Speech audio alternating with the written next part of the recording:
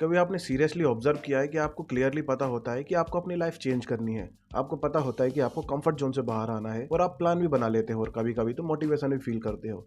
लेकिन जैसे ही actual action लेने का मोमेंट आता है, आपका दिमाग एकदम स्लो पड़ जाता है। आप डिले कर देते हो और बिना रियलाइज किए आप वहां से वापस अपने पुराने रूटीन में आ जाते हो।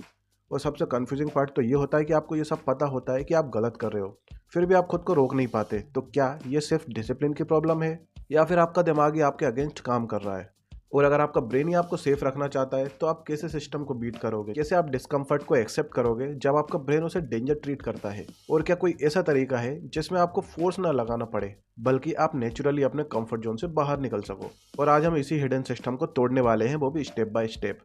सबसे पहली मिस्टेक जो ऑलमोस्ट हर इंसान करता है वो ये है कि वो कंफर्ट जोन के खिलाफ वॉर स्टार्ट कर देता है। वो एकदम डिसाइड करता है कि अब मैं पूरा चेंज हो जाऊंगा, अब मैं बिल्कुल डिसिप्लिन बन जाऊंगा, या अब मैं डिस्ट्रैक्शन को कंप्लीटली एलिमिनेट कर दूंगा।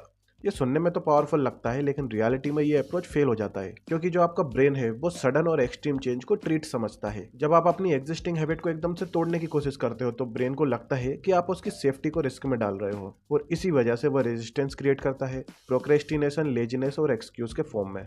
इसलिए इसका रियल सॉल्यूशन है कंफर्ट जोन को तोड़ना नहीं, बल्कि उसे रिप्लेस करना।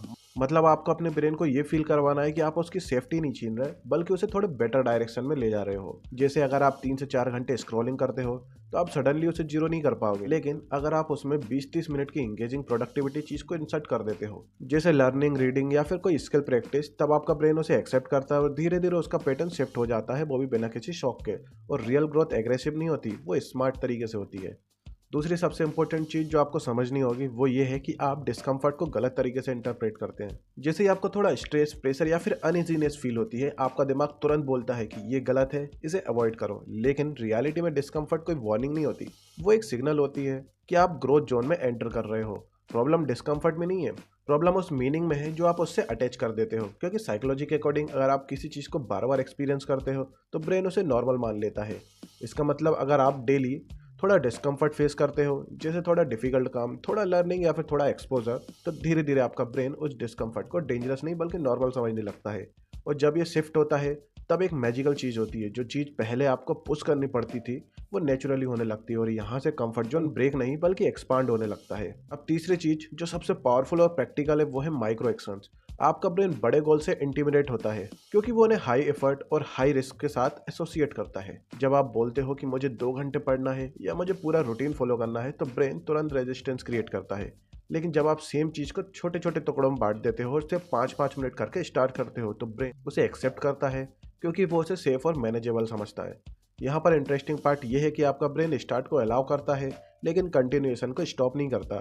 एक बार आप एक्शन में आ गए तो मोमेंटम क्रिएट हो जाता है। इसलिए जो लोग फास्ट ग्रो करते हैं वो बड़े गोल चेज नहीं करते, वो स्मॉल स्टार्ट को रिपीट करते हैं। क्योंकि एक साइकोलॉजिकल हैक नहीं है, ये एक बायोलॉजिकल रियलिटी है। ब्रेन फ्रिक्शन कम होने पर एक्शन को अलाउ कर देता है, और जब आप डेली स्मॉल एक्शंस लेते हो तो वो कंपाउंड होकर मैसिव चेंज क्रिएट करता है। अब चौथी और सबसे डीप लेयर आती है आइडेंटिटी। जो भी आप एक्शन लेते हो वो डायरेक्टली आपके आइडेंटिटी से इन्फ्लुएंस्ड होती है।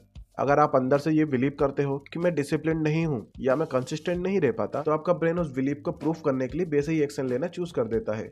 यानी प्रॉब्लम आपके एक्शन में नहीं है, प्रॉब्लम आपके सेल्फ इमेज में है। इसलिए रियल चेंज तब स्टार्ट होता है जब आप अपनी आइडेंटिटी को रीराइट करते हो, नॉट फ्यूचर में बल्कि प्रेजेंट में। आपको अपने आप से कहना स्टार्ट करना पड़ेगा कि मैं वो इंसान हूँ जो डेली थोड़ा इंप्रूव करता है और उसके अकॉर्डिंग छोटे छोटे स्टेप्स लेता है। क्योंकि धीरे धीरे आपका ब्रेन एविडेंस कलेक्ट करने लगता है और उस न्यू आइडेंटिटी को एक्सेप्ट कर लेता है। और जब आइडेंटिटी चेंज हो जाती है तो डिसिप्लिन एफर्ट नहीं लगते, वो नेचुरली बिहेवियर बन जाता है। अब लास्ट और सबसे अंडररेटेड फैक्टर आता है एनवायरनमेंट।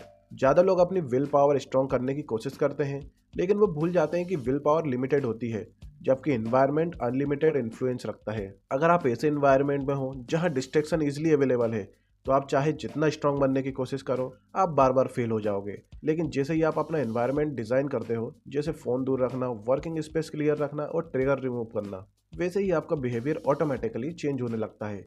यहाँ आपको खुद से लड़ना नहीं पड़ता, सिस्टम आपके लिए काम करता है। और यही डिफरेंस होता है स्ट्रगल और स्मार्ट ग्रोथ में।